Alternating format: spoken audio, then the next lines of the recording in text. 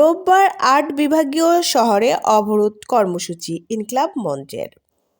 শহীদ উসমান হাদী হত্যার দৃষ্টান্তমূলক বিচার ও ভারতের আধিপত্যবাদ থেকে বাংলাদেশ মুক্ত করার দাবিতে রোববার ২৮ ডিসেম্বর দেশের ৮টি বিভাগীয় শহরে একযোগে অবরোধ কর্মসূচি পালনের ডাক দিয়েছেন ইনকিলাব মঞ্চ।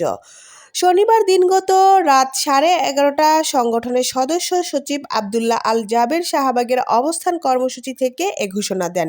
ইনকিলাব মঞ্চের সদস্য সচিব জানান, রোববার দুপুর 2টা থেকে ৮ বিভাগীয় শহরে একযোগে এই অবরোধ চলবে।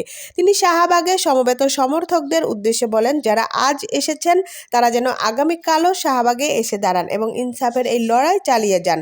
কোনো প্ররোচনায় বা কারো প্রয়োজনে এই অবরোধ তুলে নেওয়া যাবে না। আবদুল্লাহ আল জাবের বলেন, এই অবরোধ শুধু হাদী হত্যার বিচারের জন্য নয়, বরং এটি ভারতের কাছ থেকে বাংলাদেশকে মুক্ত করার অবরোধ। তিনি হুঁশিয়ারি দিয়ে বলেন, যদি প্রধান উপদেষ্টা ডক্টর মোহাম্মদ ইউনূস হাদী হত্যার বিচারের ব্যাপারে দৃশ্যমান কোনো পদক্ষেপ নিতে ব্যর্থ হন, তবে আমরাও তাকে মানব না। ইনসাফের লড়াইয়ে কোনো ধরনের আপোষ নয়। ইনকিলাব মঞ্চের এই নেতা কিছু গণমাধ্যমে প্রচারণার সমালোচনা করলেন, বলে অনেক মিডিয়া বিভ্রান্তি ছড়াচ্ছে। আমরা যমুনা ভবন ঘেরাও করতে যাচ্ছি, যা এক ধরনের সন্ত্রাসী কার্যক্রম। তিনি অনুসারীদের নির্দেশ দেন, ইনকিলাব মঞ্চের অফিসিয়াল পেজ থেকে ঘোষণা না আসা পর্যন্ত কোনো সংবাদ মাধ্যমের খবরের উপর ভরসা করবেন না।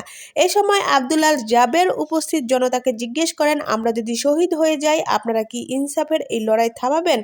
উপস্থিত ছাত্র জনতা না বললে তিনি আন্দোলন চালিয়ে যাওয়ার অঙ্গীকার নেন।